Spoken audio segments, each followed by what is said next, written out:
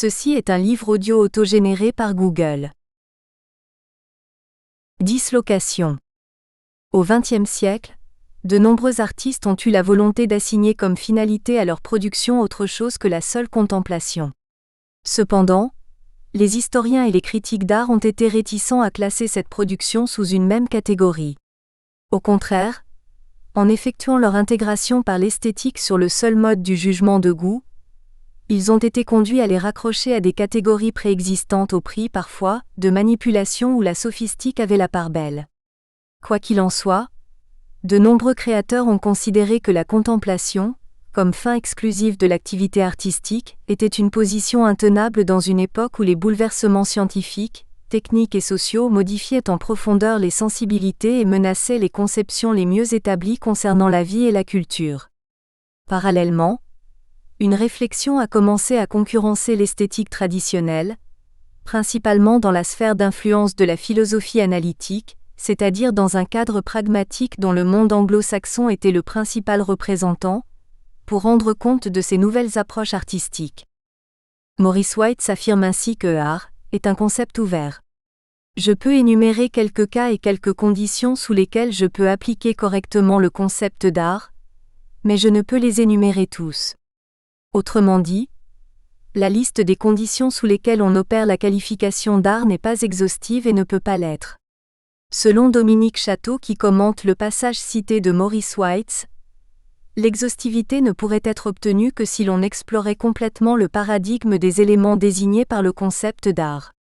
Mais comme de nouveaux éléments ne cessent de surgir et que les conditions de définition de ce concept complexe et évolutif sont, elles-mêmes, multiples et variables, on doit toujours se contenter de quelques cas dont la validité est bornée par l'apparition de conditions nouvelles, conditions qui sont par essence imprévisibles.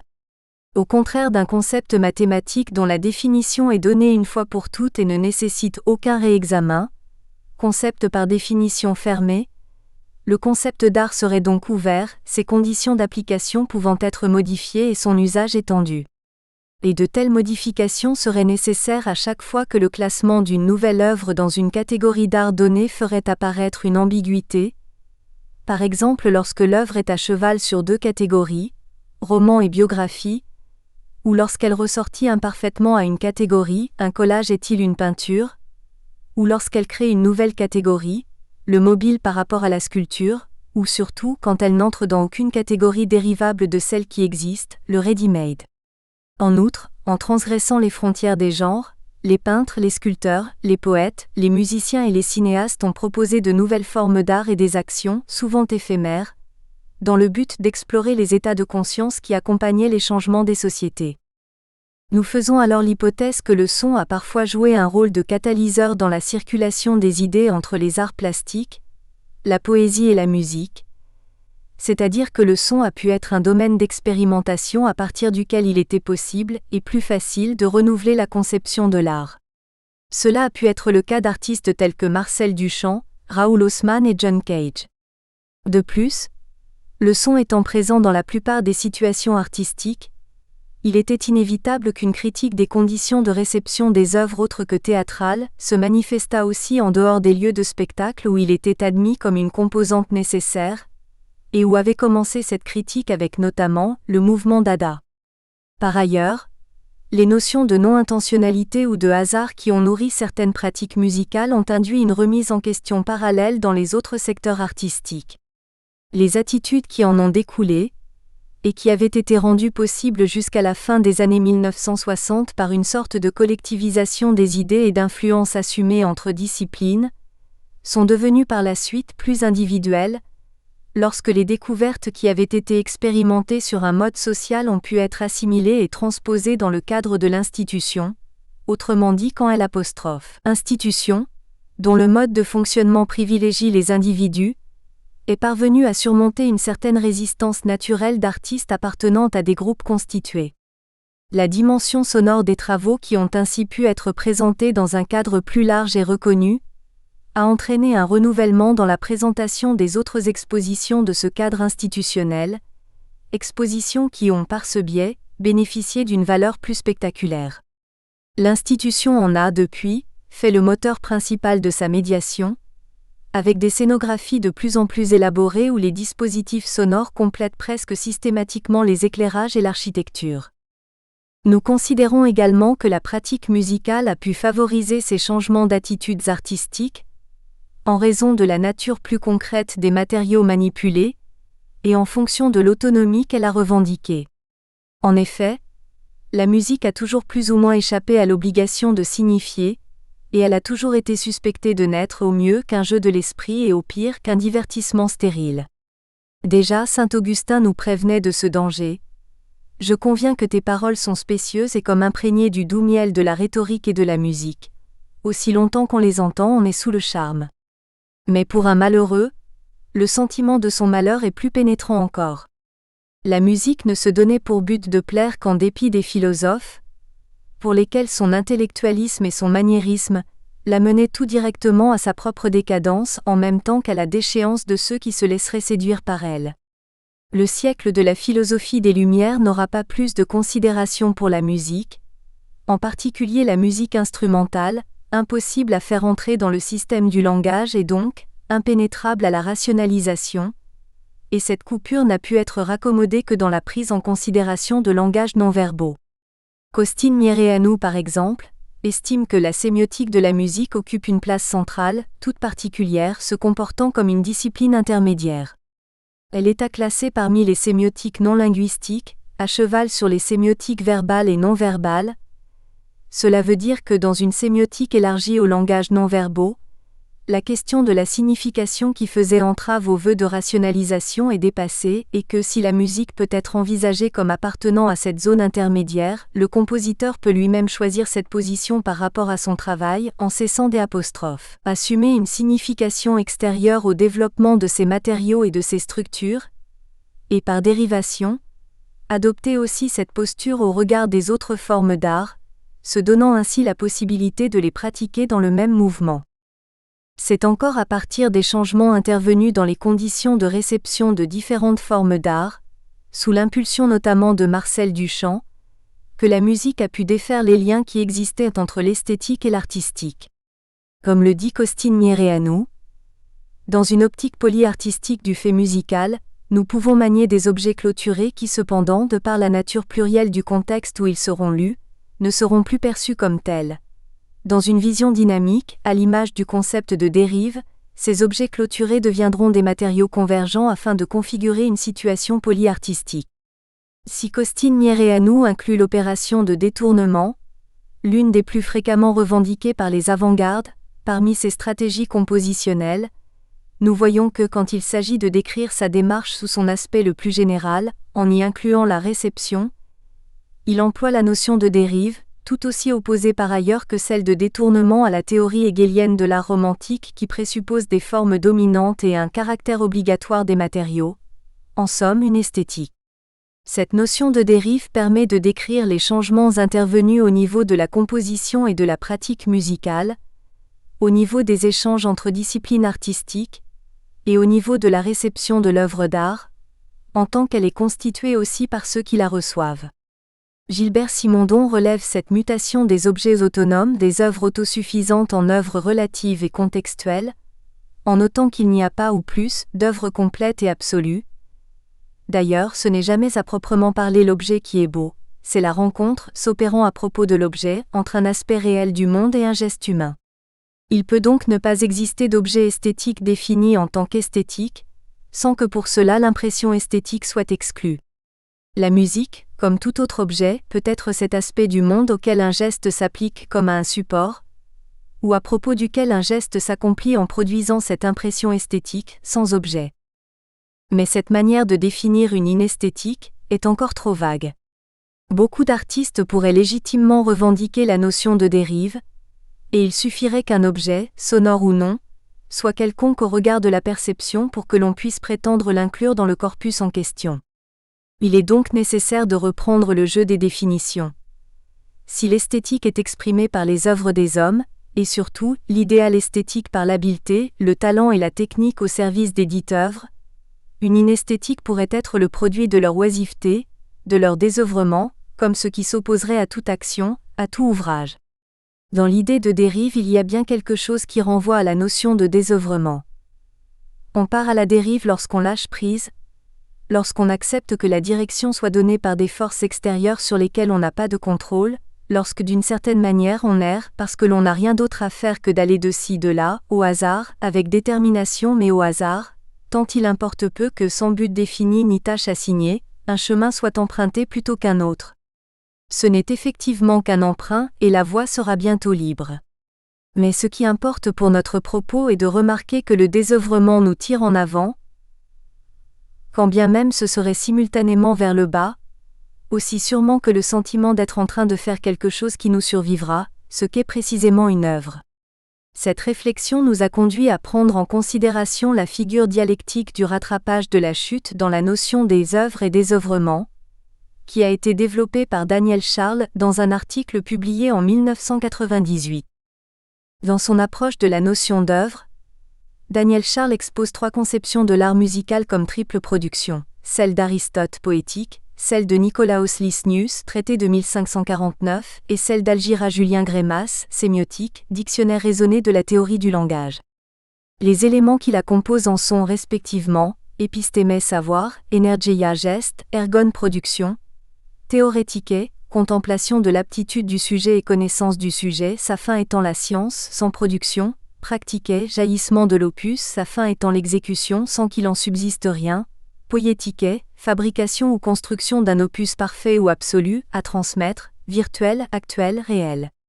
Faisant référence à Maurice Merleau-Ponty et à Gilbert Simondon, il propose alors une interprétation de l'opus parfait ou absolu.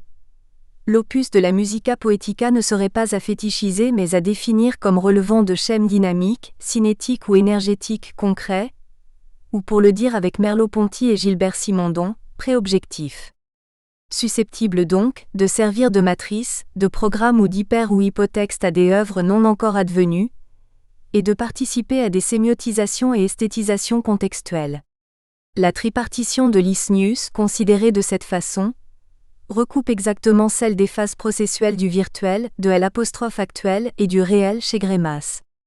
Il propose enfin la coexistence de 2 mouvements, direct et rétrograde, qui définissent également le procès créatif, c'est-à-dire ce qu'il nomme le désœuvrement d'avant le jaillissement de l'œuvre. Du virtuel au réel, jaillissement, et du réel au virtuel, survie de l'œuvre selon d'autres modalités. Les approches dont nous donnons ici les esquisses, celles de Costin Miereanu et celles de Daniel Charles, peuvent se compléter sans contradiction. Nous voyons en effet que Costin Miereanu enrichit la conception du procès créatif en introduisant l'idée de dérive, c'est-à-dire d'un mouvement intrinsèque de la production, ou pour reprendre l'idée des schèmes préobjectifs, d'une forme de transduction, mais parce qu'il met au premier plan les opérations qui constituent la dérive, le pôle virtuel se trouve désigné comme centre privilégié, au détriment peut-être des pôles actuels et réels. Daniel Charles, quant à lui, étend la notion de dimension préobjective ou préindividuelle, en posant la possibilité que plusieurs modalités de l'objet musical pourraient jouer tour à tour le rôle de centre, mais les mouvements qu'il décrit sont des parcours de point à point, donc différents des mouvements de va-et-vient, de résonance et de propagation, qui caractérisent la dérive ou le déphasage, et il privilégie les pôles virtuels et réels comme étant les seuls points de départ et d'arrivée possibles. Ces 2 approches peuvent alors être réunies pour caractériser d'une certaine façon les travaux qui font l'objet de notre réflexion dans le présent ouvrage. En effet, la plupart des attitudes musicales que nous évoquons dans notre étude se caractérisent par le fait qu'elles ont presque systématiquement adopté le principe de la dérive comme le moyen le plus efficace pour se démarquer des attitudes romantiques dominantes, tout en se répartissant sur tous les pôles de la tripartition du procès créatif sans en privilégier aucun, même si les pôles du virtuel et de l'actuel sont mieux et plus souvent représentés que celui du réel, de l'opus parfait, car la poétique en tant qu'elle est associée à L', idée du legs d'un opus parfait et absolu ou à celle du réel, a subi l'érosion du réel qui découlait des nouvelles conceptions de la science du XXe siècle. Par ailleurs, l'importance accordée au geste, en monopolisant l'attention sur le pôle actuel et donc en la détournant du pôle virtuel, a paradoxalement permis un renouvellement de la spéculation sur la musique. Spéculation qui nécessitait peut-être un peu plus de sérénité que l'action. En somme, un nouvel équilibre s'établit en raison de la moindre importance accordée à la quête du réel et de l'opus parfait, en laissant d'abord un peu plus de place à l'actualisation et à la pratique, en diminuant ensuite la pression sur la théorie et lui permettant donc de se redéployer plus librement. Le pôle actuel correspondrait à la démarche de décloisonnement et à la transdisciplinarité, à un art d'attitude qui met le geste au premier plan. Le pôle réel correspondrait à la démarche technologique en ce qu'elle vise à maintenir l'utopie d'une certaine perfection dans l'art. Le pôle virtuel correspondrait à une conception traditionnelle de l'art qui se donne pour objectif de restituer sa dimension spéculative. Ce découpage n'est bien entendu proposé que comme un schéma tendanciel, et ne prétend pas catégoriser entièrement les démarches des musiciens. Mais quelle que soit la démarche adoptée, les travaux de ce corpus se caractérisent aussi, et c'est une autre façon de les définir, par le fait qu'ils n'accordent à la sensation qu'un rôle somme toute moins important que ceux qui les ont précédés, notamment dans la période romantique. Cela résulte directement du refus de l'esthétique conventionnelle et du diktat du jugement de goût que nous avons déjà mentionné, et n'implique pas qu'il y a, pour reprendre l'expression de Gilbert Simondon, absence d'impression esthétique, mais seulement qu'il n'y a plus d'objet esthétiquement autonome, c'est-à-dire plus de causalité entre l'esthétique de l'objet et la sensation qu'il contribue néanmoins à produire. Les objets sont conçus sans considération de leur esthétique et même assez souvent, leurs créateurs ont pris un plaisir non dissimulé à choquer le goût. Par jeu comme en pratiquant un sport, par défi, par impertinence ou disposition à la provocation, par dédain ou mépris du passé, ou enfin pour se mettre en danger, par conviction, croyance, voire mysticisme, ils ont ouvert des voies inédites ou retrouvé des chemins oubliés qui ont à leur tour influencé nombre de pratiques musicales plus classiques, les musiques populaires, le jazz, qui ont également favorisé la redécouverte de certaines traditions musicales et des musiques ethniques, bref, tout un corpus au seuil duquel nous avons borné notre étude. Nous pourrions, pour le dire autrement, délimiter notre corpus comme s'arrêtant au seuil du postmodernisme, du moins dans sa version maniaque, acharnée à enterrer le modernisme. Pour autant, le concept de modernisme tel qu'il apparaît, par exemple, au travers du filtre proposé par Clément Grinberg, Modernist Painting, 1960, c'est-à-dire constitué par l'opposition entre le formalisme et la signification, ne convient pas mieux à une grande part des travaux que nous étudions, qui redistribuent les données du modernisme en opérant un glissement du sens immédiat sans négliger pour autant leur sujet, autrement dit sans opposer la forme à la signification et ce jusqu'à l'écœurement. Ces travaux s'inscrivent dans un mouvement de débâcle et d'anarchie analogue à celui qui a saboté la peinture au début du XXe siècle, et dont l'Olympia de Manet représente, selon Georges Bataille, la figure prototypique dans son ambivalence foncière. En effet, si l'on s'en tenait à une lecture formelle, aux techniques et aux nouveautés proposées par ces travaux, on parviendrait peut-être à neutraliser l'horreur ou la dérision que leur sujet inspire, mais l'on perdrait du même coup une bonne part de leur substance. Cette tentation a souvent été celle de la critique à l'égard des œuvres de la modernité qui ont pris le modernisme à contre-courant. Du moins elle l'a été jusqu'au point où cette position est devenue intenable, en raison de la déception consécutive au refus des divers codes idéologiques et formels des genres auxquels ces travaux appartenaient. Car il n'est pas si aisé de séparer la forme et le sujet, pas plus que la forme et le fond. La cacophonie d'un piano désaccordé insulte l'opposition de la forme et du contenu en les déplaçant, en les faisant glisser vers le bas, vers l'informe, mais son opposé, le silence ou l'inaudibilité de certaines propositions musicales, n'est pas moins obscène. Dans cette dislocation sémantique, la voix n'est pas plus épargnée que les instruments de musique pourtant si patiemment perfectionnés au fil du temps. La voix criarde, la voix qui bafouille d'aigres borborigmes ou vocifère des imprécations, qui se détraque et s'étouffe dans sa propre matière, représente le dégoût de l'homme pour la double fonction de ses organes, le refoulement et la sublimation qui en découlent étant, selon Freud, l'origine de l'idée de beauté et du sentiment esthétique. Cette double fonction, Michel Léris l'expose pour ce qui est de la bouche dans l'article qu'il consacre au crachat dans la revue Documents de Georges Bataille. Il est le scandale même puisqu'il ravale la bouche, qui est le signe visible de l'intelligence, au rang des organes les plus honteux. Il est le symbole même de l'informe, de l'invérifiable, du non hiérarchisé. Le vocable informe, qui apparaît dès les premiers numéros de Documents sous la plume de Georges Bataille, désigne une opération de déclassement.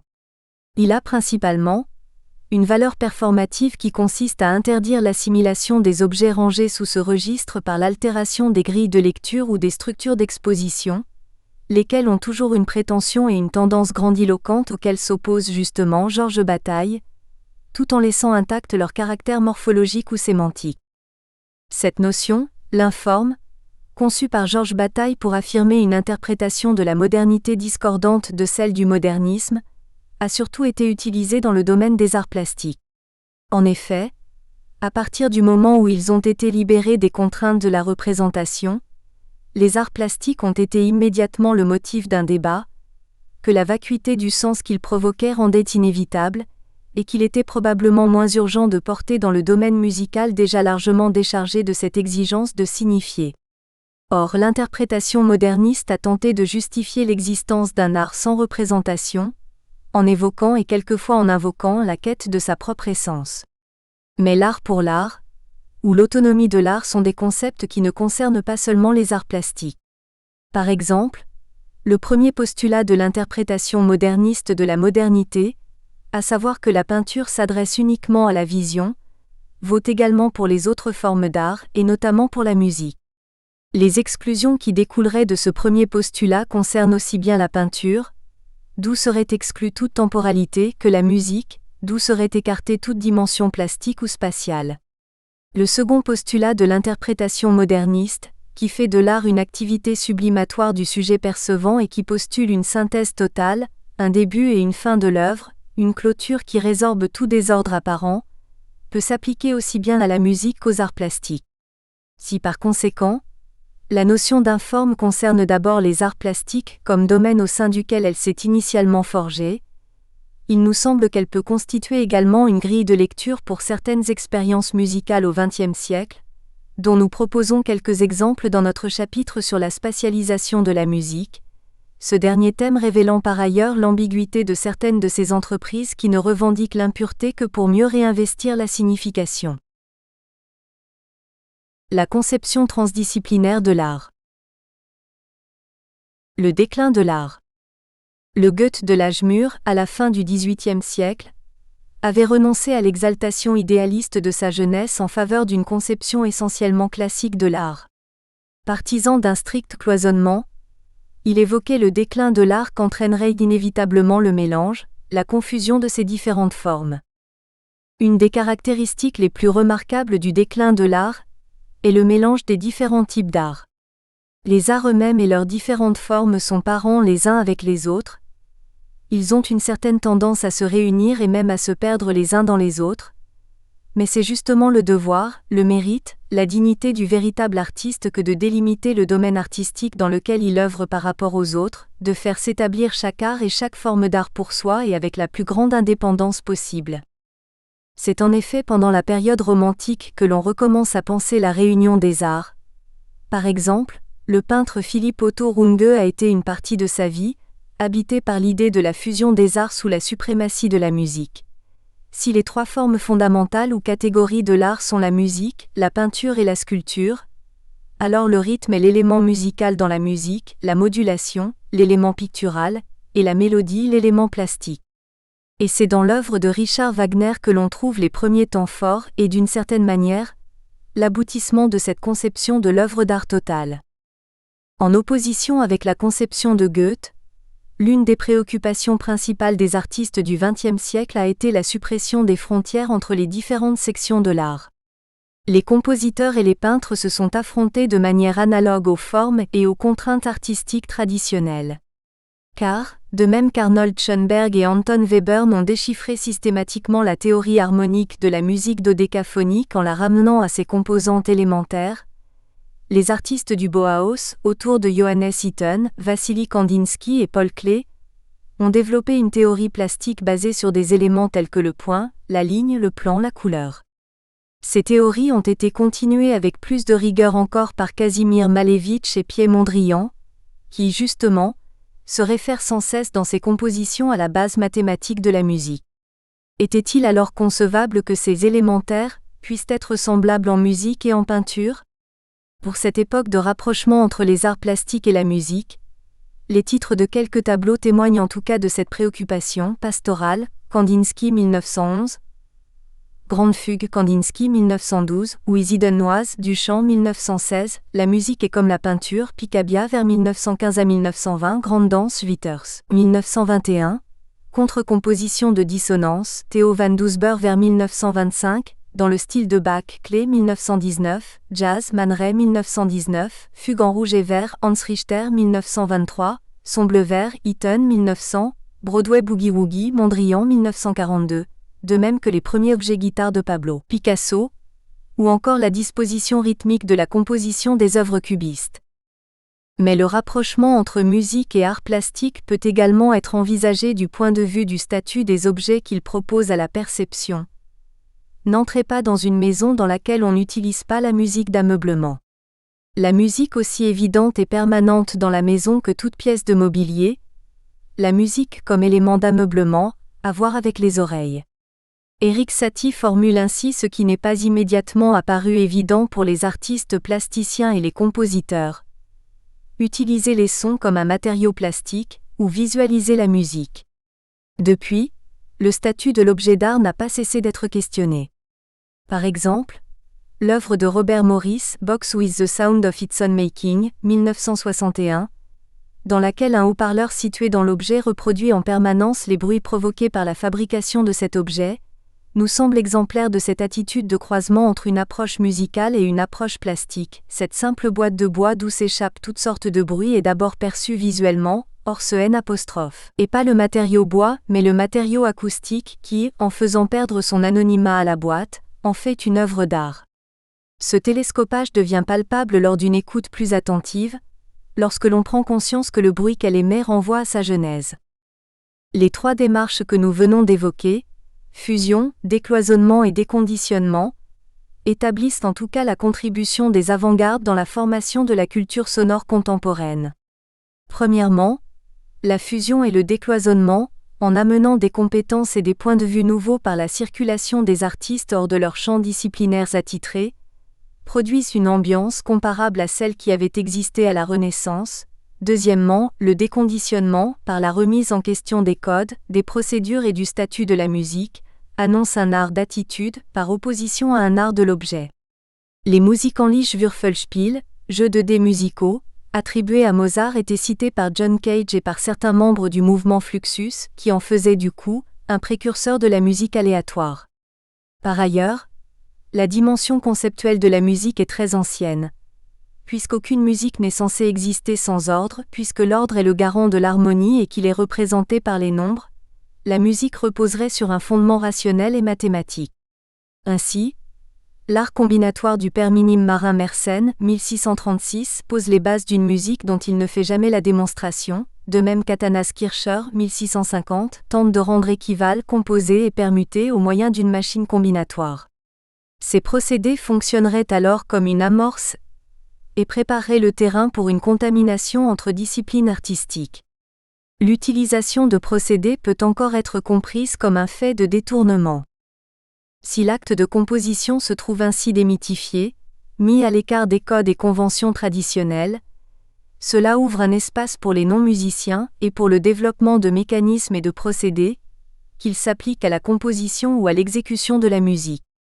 Parallèlement, une plus grande liberté dans la composition ouvre la voie à la recherche de nouvelles sonorités qui rendraient compte, au niveau du matériau sonore, des libertés acquises dans la création d'une nouvelle lutherie. Et dans le rapprochement de la musique et des arts plastiques avec la vie, y compris dans ses aspects les plus ordinaires, se joue aussi la possibilité d'une mise en scène de la musique au moyen d'interventions, de performances ou de happenings qui brouillent les frontières entre les créateurs et le public. Enfin, dans ce processus de décloisonnement, on remarquera l'intérêt particulier de certains plasticiens pour la pratique musicale. Or, l'acte de composition ne peut être démythifié, voire démystifié, sans que certaines conditions ne soient réunies. Le rapprochement de la musique, des arts plastiques et de la vie résulte nécessairement d'un contexte favorable, et les plasticiens qui s'intéressent à la musique ne franchissent la frontière de leur discipline que si l'occasion leur en est donnée. Aussi devons-nous prendre en compte ces conditions qui ont permis au cours du XXe siècle ces expériences. Nous avons déjà évoqué la contribution des avant-gardes, Mais celles-ci ont précisément ceci de particulier qu'elles ont mis à bas le concept d'art comme étant attaché à ces objets, pour le remplacer par un concept d'art comme l'usage que nous en faisons. Autrement dit, voir quelque chose comme de l'art requiert quelque chose que l'œil ne peut apercevoir, une atmosphère de théorie artistique, une connaissance de l'histoire de l'art, un monde de l'art. Cet énoncé d'Arthur Danto contient deux idées. D'une part, le critère de l'art ne peut se limiter à l'appréciation des seules qualités sensibles d'un objet. D'autre part, il existe des critères non sensibles qui relèvent de la théorie ou de l'histoire de l'art. La première idée n'est pas nouvelle, mais la seconde nous permet d'apprécier à quel point le déplacement de la finalité isole l'art dans un système tout à la fois autoréférentiel et fortement contextuel. Nelson Goodman en vient à changer la question. La vraie question n'est pas « quels objets sont de façon permanente des œuvres d'art, mais quand y a-t-il art ?»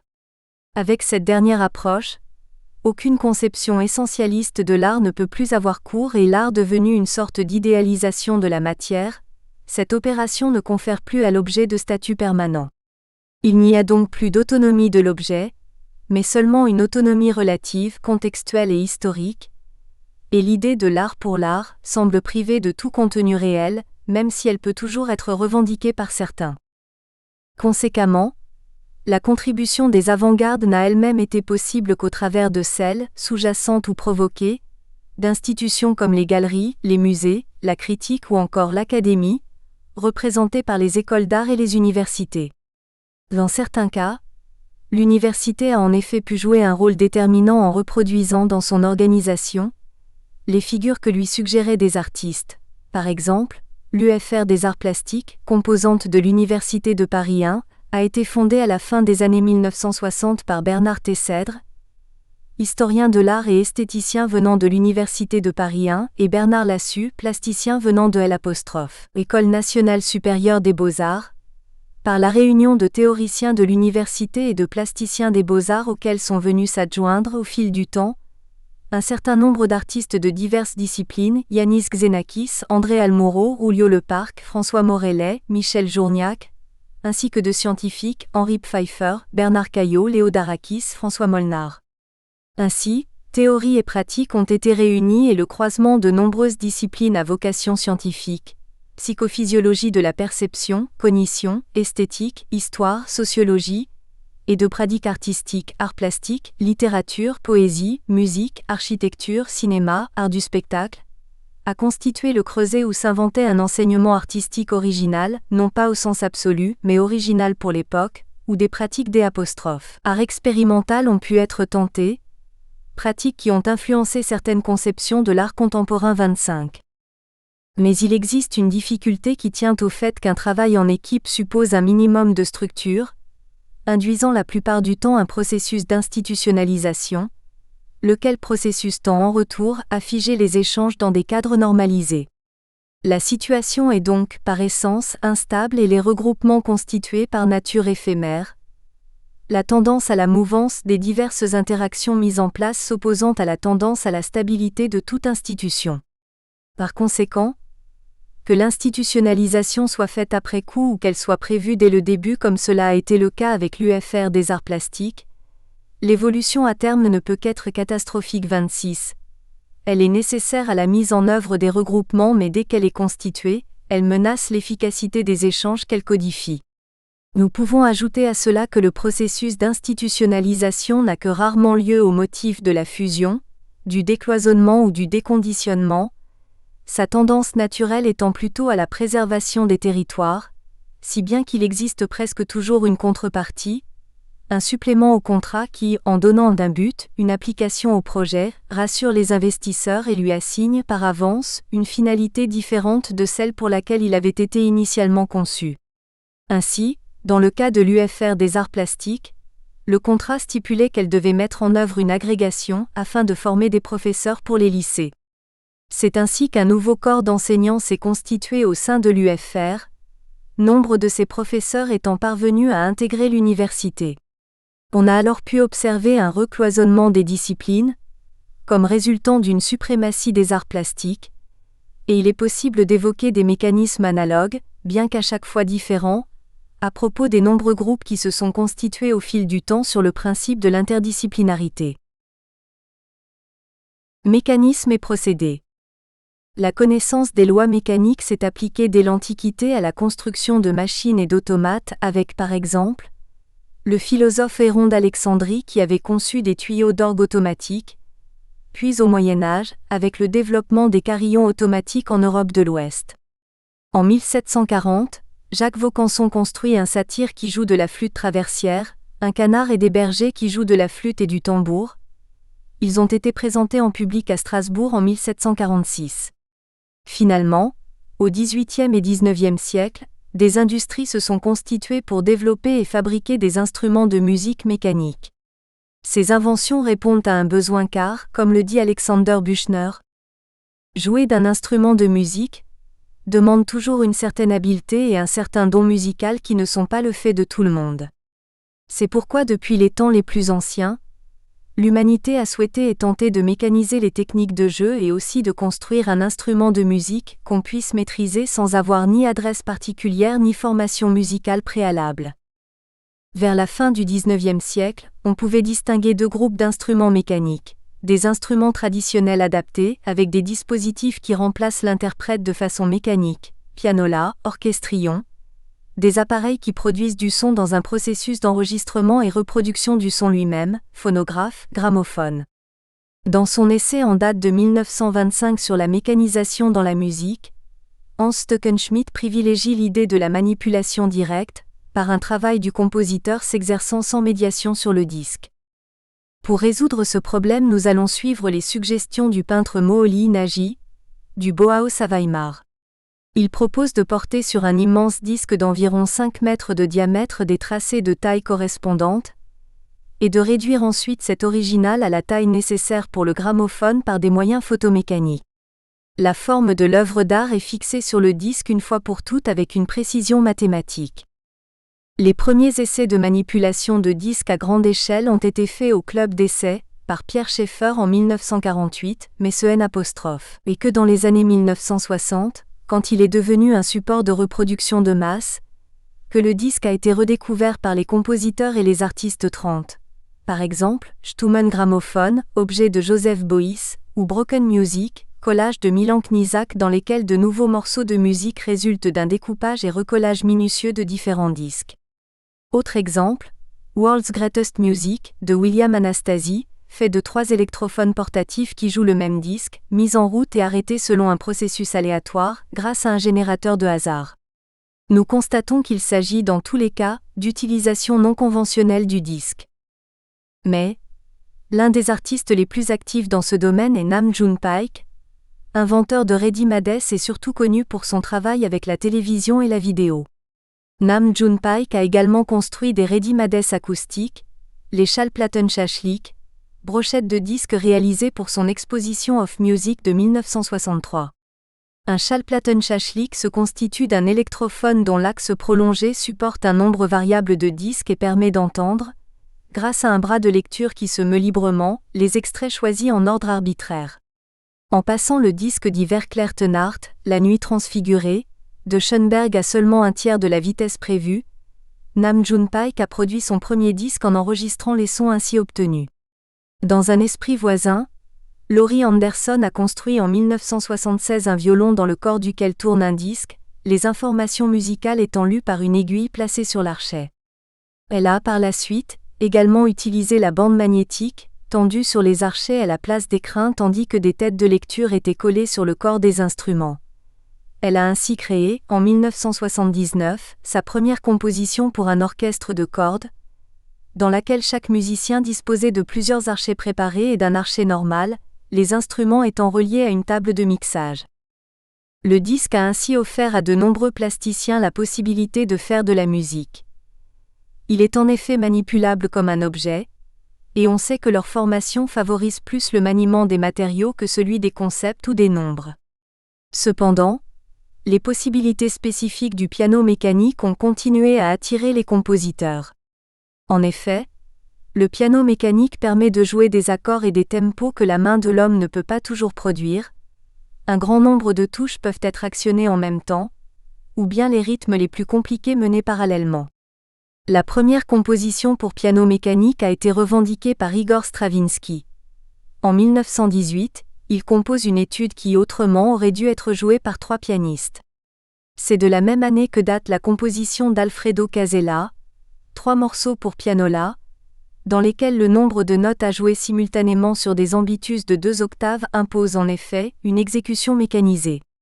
Mais l'œuvre pour piano mécanique la plus représentative de cette époque a été composée par Georges Antheil. À Paris, il rencontre Fernand Léger avec qui il conçoit le projet d'un film abstrait, Ballet mécanique. Les difficultés techniques présentées à l'époque par la synchronisation ne permirent pas de trouver une solution acoustique satisfaisante, et retardèrent sans arrêt l'achèvement du film, jusqu'à ce que Fernand Léger décide de s'en tenir à un film muet.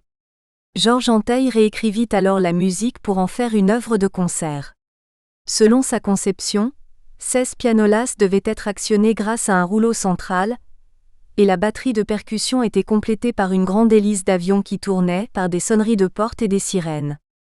La création eut lieu à Paris le 19 juin 1926. Mais, à la différence de ces compositeurs qui écrivent leur musique dans une notation traditionnelle avant de la reporter note par note sur le rouleau grâce à un procédé de poinçonnage, il y a eu, depuis la période du Bauhaus, de nombreuses tentatives pour fabriquer de la musique en faisant des trous de manière sauvage, en perforant des textes et des dessins sur des rouleaux de papier. Nous pouvons citer l'exemple de Willem Brucker, qui a expérimenté une telle musique arbitraire comme résultat d'une perforation libre. Dans la période du 28 août au 15 septembre 1967, il a réalisé 2 fois par semaine, entre 12h et 13h30, des concerts pour 3 orgues de Barbarie sur le Dam d'Amsterdam. Mais le genre de musique de cette série de concerts était plus proche de la tonalité que de la mélodie classique, et le public ressentit cela comme une provocation. Finalement, la série de concerts dut être interrompue au bout de 3 semaines. Le disque et le papier perforé n'étaient pas les seuls objets qu'il était possible de manipuler, et dans les années 1960, pratiquement n'importe quel objet, d'origine musicale ou non, pouvait être détourné dans une perspective de production sonore. En 1962, Joe Jones a commencé à construire ses instruments de musique. Il voyait dans la mécanique, moins une technique de reproduction précise qu'un facteur même de jeu et de composition. La dynamique de ces machines musicales détermine en effet de façon autonome la hauteur, l'ampleur et le rythme des sons, elle détermine aussi les moments de silence. Dans sa composition pour clavecin, un cadre métallique est placé sur les cordes découvertes du clavecin et 10 à 12 petits moteurs électriques sont attachés à ce cadre. 2 fils élastiques sont fixés à chacun des arbres moteurs, de telle sorte qu'en tournant, ils produisent un effet d'hélice. Quand les moteurs sont mis en marche, les extrémités des fils frappent les cordes de l'instrument et provoquent des sons et des bruits. Par réaction, les moteurs se mettent à osciller et le nombre des cordes touchées augmente, avant de diminuer du fait de l'inertie puis d'augmenter à nouveau. Il s'ensuit une musique à plusieurs voix, aléatoire, quoique non dénuée de structure. En 1969, Joe Jones, qui cherchait un local pour travailler à proximité de son lieu de résidence, trouva une petite boutique dans une rue appelée Northmore Street, dans la partie sud de Manhattan, et il installa dans la vitrine les instruments qui étaient prêts. Comme des passants curieux demandaient à entendre ces instruments, Joe Jones, qui ne voulait pas être continuellement dérangé dans son travail, imagina la solution qui donna sa célébrité à la boutique. Une série de boutons de sonnette placés sur la façade commandaient les divers instruments, dont les sons étaient repris au moyen d'un microphone et diffusés à l'extérieur par un haut-parleur placé au-dessus de la porte et dissimulé par un rideau. Cette installation de la Joe's Music Store, du nom de la boutique, pouvait être utilisée à toute heure du jour et de la nuit. Music while the city sleeps. Nouvelle lutherie. Le XIXe siècle est principalement marqué par le développement d'une industrie de la lutherie axée sur l'amélioration de l'intonation. Nous espérons que vous avez apprécié cet aperçu. Pour continuer à écouter ce livre audio sur Google Play Livres, utilisez le lien dans la description de la vidéo.